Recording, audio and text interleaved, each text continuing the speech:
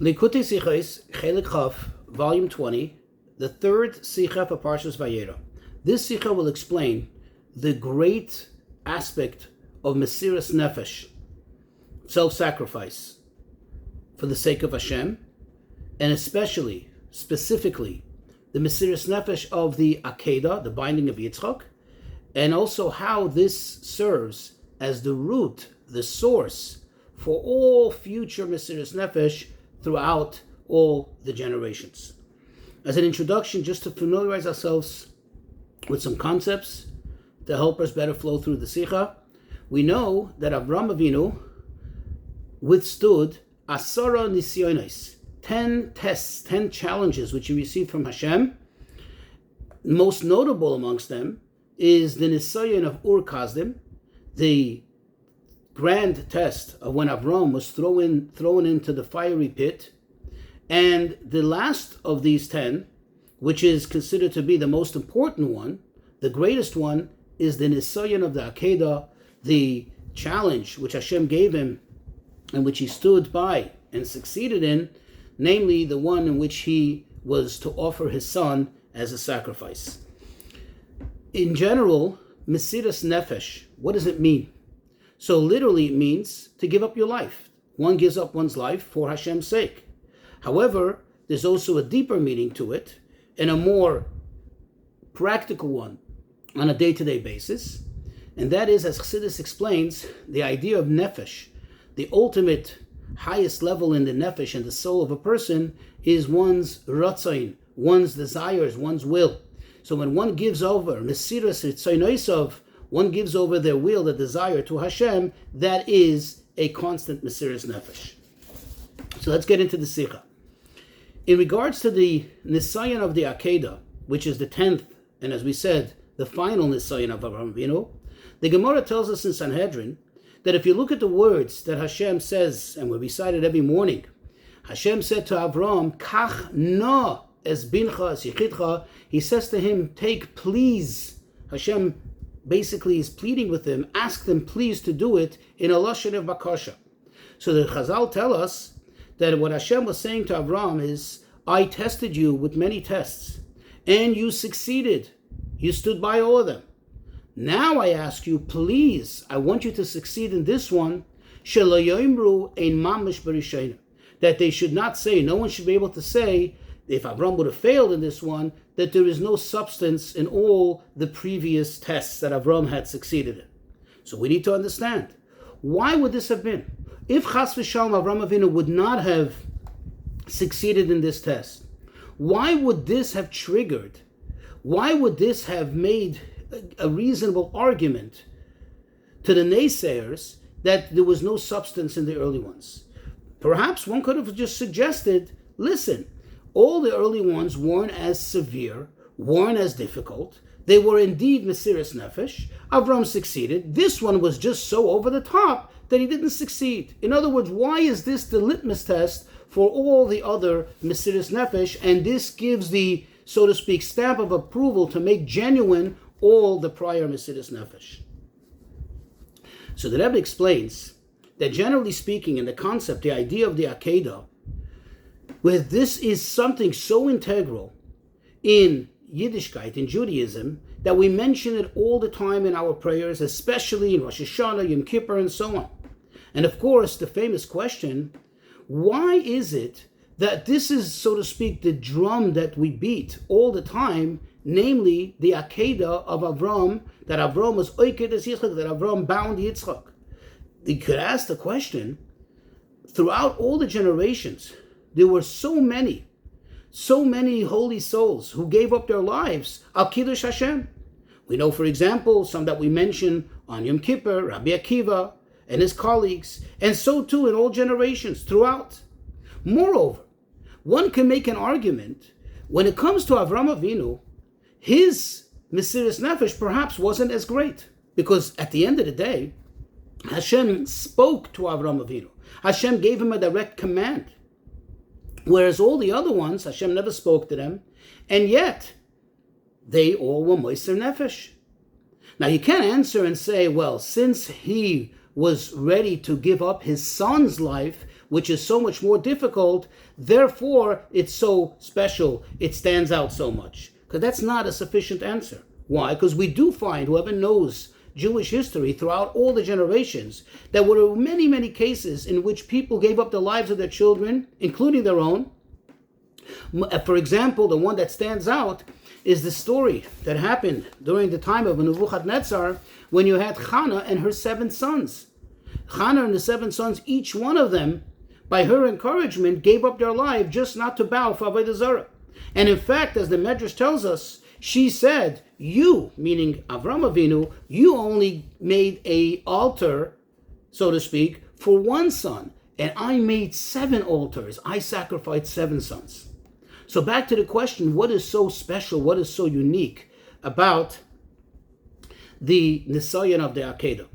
Now, there are those who give or suggest an answer that since Avram Avinu was not compelled, he was not fully obligated to offer his son, because Hashem didn't give him a direct command, but rather, as we said, if you look at the wording in the verse, Hashem said, please, I ask you, please to do this. It was only like a request. Therefore, however, therefore, it's so significant that Avram almost like chose to do it. Whereas all the other Kedoshim, all those others who gave up their lives for Hashem throughout the old generations, they are compelled by the commandment in the Torah in Parshas Emor, which says, "V'nigdashti b'seich b'nei Yisrael," that there is an obligation of Kiddush Hashem. It's one of the 613 mitzvahs. Says the Rebbe, this is not a sufficient answer. The Rebbe actually negates this answer, and he says, number one, you understand, it's obvious that for Avram Avinu, a quote-unquote request from Hashem is as sacred as a command. That is not compelling. Number two, amongst all these Kedoshim throughout the generations, there were so many that really were not compelled by the law, not obligated purely by the mitzvah of V'nikdashti b'seich b'nei Yisrael. Rather, it was elective on their part, to the extent that there are many that there's even a discussion about them, whether they were in the right to give up their lives or not. They had to, so to speak, find a heter, find some allowance, some permissibility according to halacha to give up their lives. So the question goes back, what is so significant about Avram Avinu's Mesiras Nefesh that we mention it all the time?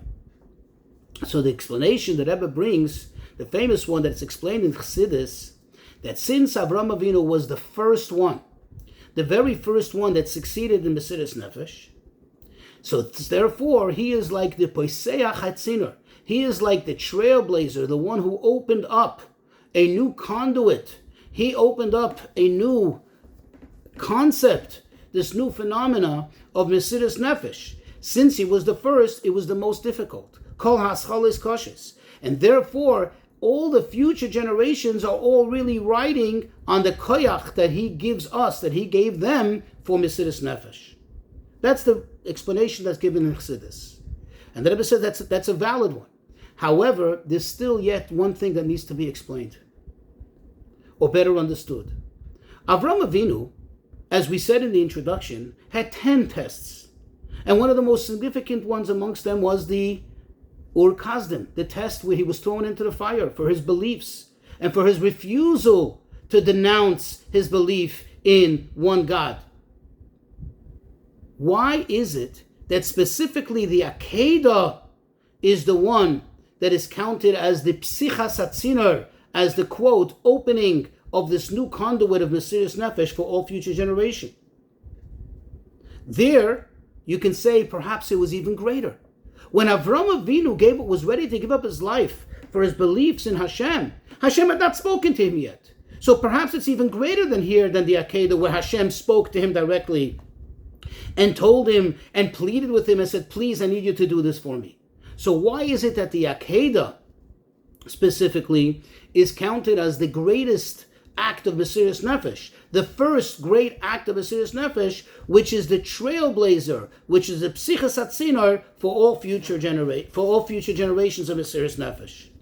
So the Rebbe says we'll understand this by taking a closer look, a deeper analysis of what is the concept of Mesiras Nefesh in general. See, from the fact that Avram Avinu is considered to be the one that was Pasach es Hatzinor, that he opened that conduit, that he generated, so to speak, a new phenomena of Mesiras Nefesh, that implies that had he not done so, had this not happened, then Mesiras Nefesh, the whole concept of it, would not have existed. Why not? It makes sense, logically. Because what is the whole idea of Mesiras Nefesh? The whole idea of Mesiras Nefesh is a novelty. Because in fact, Hashem created us, every single creation of the world, especially the human being, in order to be a yesh, a metzius, that we should exist. We should be in existence. The idea of Mesiras Nefesh is the opposite, to undo that existence. In other words, Mesiras Nefesh, the whole concept of it is not natural. It's the opposite of existence. Because the entire creation, the idea of nature is to propagate existence. Now you can ask, wait, it's not just Avram Avinu who had Mesiras Nefesh, and it's not just Jews, it seems, who had Mesiras Nefesh. Throughout the generations, we find instances of people who not only were ready to, but actually gave up their lives for a cause that they truly believed in. They were so adamant about their belief, to make a statement, to make it known, they actually gave up their life. They refused to budge, and they made a statement with that. So why is it that we say Mesiras Nefesh is so great? The Mesiras Nefesh of a Yid, which comes from Avram Avinu, is so over the top and so fantastic compared to all the other, what seems to be Mesiras Nefesh? The explanation is as follows. As we said, the whole idea of creation is that we should be in existence, that we should exist. Now, sometimes a person believes in something so much, they are so certain about the truth of what they believe in, that they're ready to give up the ultimate price to make a point, to make a statement. Number one, he's ready to give himself totally away, meaning he's ready to give his life up for this, or perhaps even more. The person believes that through giving up their life, paying the ultimate price, they are going to earn, so to speak, a great value. Meaning, a value of existence. This is part of existence because it's a logical thing. Meaning, by them making that statement, now the world is going to become aware of that cause. The world is going to become aware of how important and how true that cause is, because here, in fact, somebody is ready to give up their life for it. Or perhaps it can even be that a person is so certain about the truth of their ways that they just don't feel like living in a world that does not see eye to eye with them. That is not true Mesiras Nefesh, because that really is a calculated, so to speak, price that one is willing to pay, and therefore it goes back to what we said before. It's consistent with the idea of existence. This becomes part or a contributing part of the person's existence. It makes sense to them. However, the idea of Mesiras Nefesh, true Mesiras Nefesh, is that the person is moiser, the ani, the I. You give your own self totally over, beyond any whatsoever calculations, beyond any whatsoever feelings, beyond any whatsoever intellectual rationale. You basically make it so that your own mitzias, your own existence, you give it away for no reason that one understands. This is the difference between, now we can appreciate the difference between the Mesiras Nefesh of Avram Avinu by Ur Kasdim, by being thrown into the fiery pit, versus the Mesiras Nefesh of the Akedah.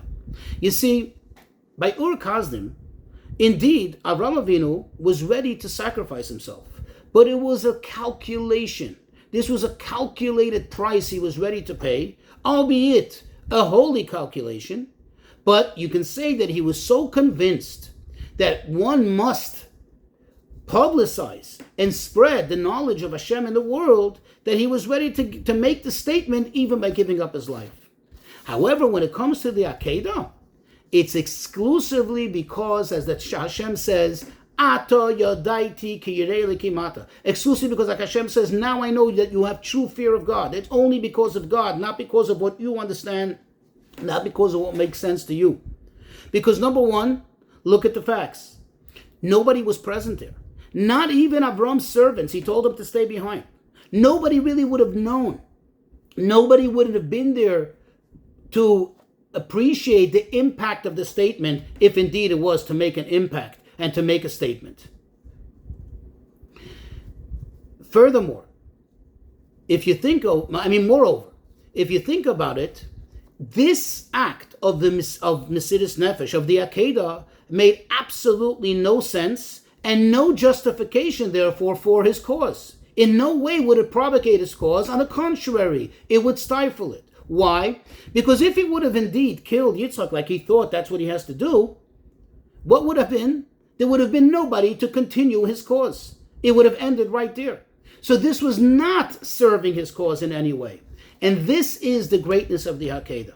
That the only, meaning exclusive reason why Avraham Avinu carried out this nisayon, the nisayon of the Akedah, is exclusively only because Hashem told him to do so, without any whatsoever expectation or calculation of gain, albeit even a gain of Kedusha. And according to based on this, we'll understand and we'll appreciate what we asked in the beginning, what the Gemara means when it says that if you do not succeed in this test, then they will say that there is no substance to the earlier tests. Because if he would not have succeeded in this test, then Chas v'Shalom, people would have said everything that he did before, even allowing himself to be thrown into the fiery pit, that wasn't exclusively for Hashem. That wasn't because of pure Mesiras Nefesh. Rather, it was because it was a calculated marketing ploy, so to speak, and a rational decision that he came to. Indeed, as we said, a rationale of Kedusha, of holiness, but still at the end of the day, it's based on his intellectual and rational decisions. But now that he succeeds in this particular nisayon, which is exclusively, as we explained, exclusively for Hashem, this retroactively points to all the previous tests and proves that they too were not done because Avraham Avinu decided that it makes sense to do it. It makes sense to pay this ultimate price in order to propagate his cause, but rather it was exclusively for Hashem. And now we can appreciate why specifically this nisayon is the Psichas Hatzinor, the quote, opening of the conduit for Mesiras Nefesh for all future generations. Because what is it that Avraham Avinu had to channel to all future generations? Not just Mesiras Nefesh, because we said Mesiras Nefesh, which on the surface looks at Mesiras Nefesh, can actually be not Mesiras Nefesh. It can be actually part and parcel of one's existence, one's understanding. But rather what Avraham Avinu was channeling, was giving to all future generations, was true, genuine Mesiras Nefesh. And this, as we explained, can come only directly from Mesiras Nefesh. From Mesiras Nefesh of the Akedah. This can only come from the Nisayon of Akedah, like we explained. Just to recap, that the true idea of Mesiras Nefesh, which was exhibited by the Akedah, is that a person is giving away his whole Metzias to Hashem. And this is so part of who we are. This is so part of Yiddishkeit. And we have inherited this, so to speak, from Avraham Avinu, to the extent that Adal Tereb and Shulchan Aruch explains that this is the reason why we say the Akedah, we recite the Akedah every morning. And he gives several reasons to remind of the Sichos, to evoke the Sichos, the merit of the Akedah. But then he adds and he says, and also for one, to subserviate his Yetzer Hara, his evil inclinations. What is the connection? How does it connect to us? Since Avraham Avinu opened as we said, he opened the conduit for Mesiras Nefesh. So that means that now every single Jew, by inheritance, has this koyach, albeit on some level, has the koyach, has this potential to be moiser nefesh. What does it mean on a day-to-day basis? That not that a person has to jump in front of a moving truck or train, God forbid, but rather that a person has the power to be machnia es yitzroi, to bend his own desires, to subserviate his own will to Hashem's will.